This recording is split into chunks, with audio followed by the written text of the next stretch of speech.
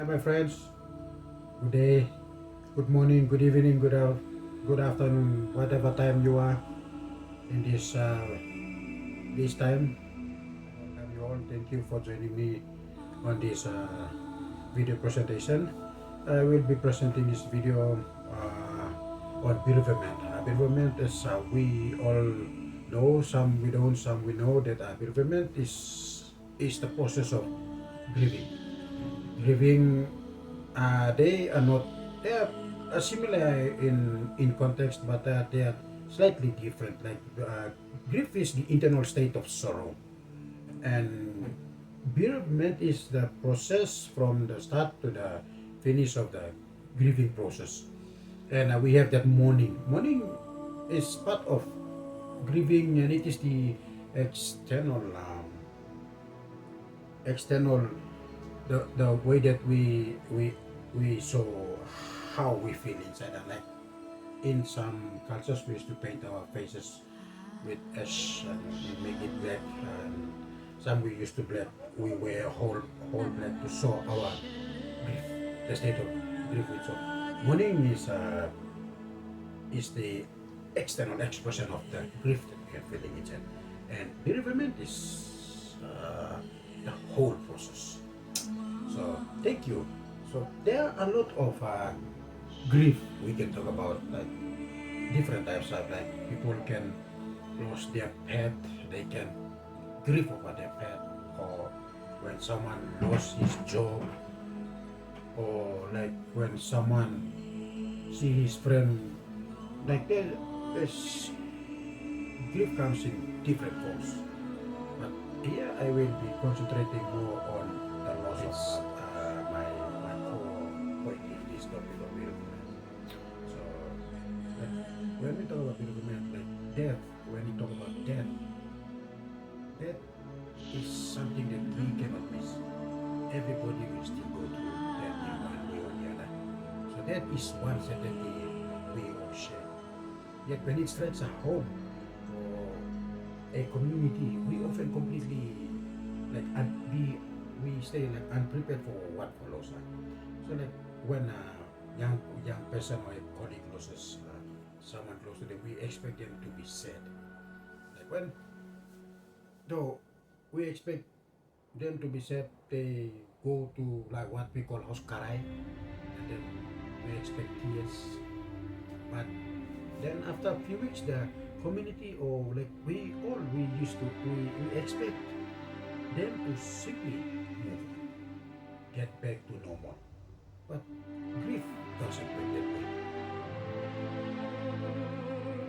To understand what is truly happening beneath the surface, we have to look at important psychological framework called the dual process model of coping with bereavement. This is developed by researchers Margaret Strobel and Hank Scott.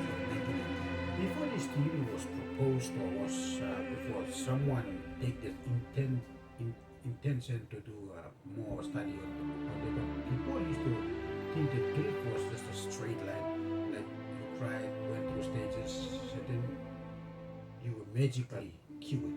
When Strobe and Scott showed us that healthy living is actually a constant daily bouncing back and forth between two worlds, people now understand.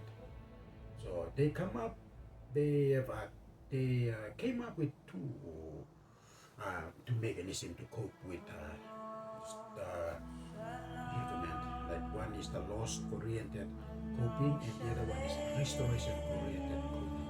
Like loss-oriented coping is when a person is deeply feeling the pain of the loss. The loss, and they are looking at old photos, crying or feeling overwhelming yearning for the person who is gone, and they are still in the process of grieving. It's like it's the start of the phase of grieving. And then there is another one, they call it restoration oriented coping. So this is when the person steps back into the world to survive. So they are learning to cook for themselves, taking on new financial roles in the family, or trying to focus on their trade or studies. Okay, like a grieving person naturally swings between these two stages every single day. Like one morning, they might seem perfectly fine and focused on their task. By the afternoon, they might be completely overwhelmed by a wave of grief. Understanding this movement is the key to supporting the people around us.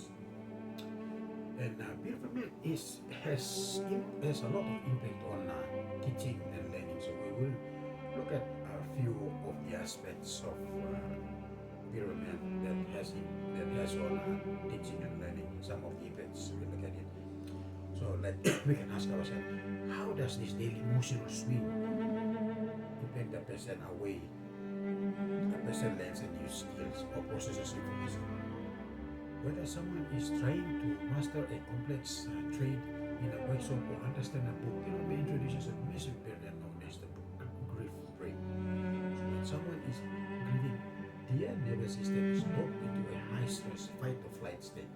The prefrontal cortex, the part of the brain we use to concentrate, memorize instructions, and make logical choices, is completely overloaded with heavy emotional burden of processing trauma. In any learning, so in our instructional environment, this creates distinct problems. And I will just point out three: memory blockage, struggle to focus, and slow progress. Like in memory blockage, like for example, you can give a young learner a simple step-by-step instruction, but their working memory is so full of loss or stress that the information literally cannot stick. They are not ignoring you, their brain physically lacks the space to store it. Number two is the struggle to focus. Because their mind is cycling through searching behaviors, looking for a security that is no longer there, their attention is constantly divided. Like I've mentioned before, they are going back and forth two worlds. The world of the dead and the world of the real world that they are. And then this too leads to the third one, slower progress. Like traditional instructional methods based on rigid timelines fail when someone is grieving. If the learning environment doesn't adjust to account for this methodology, the individual will fall behind, become frustrated and likely give up entirely.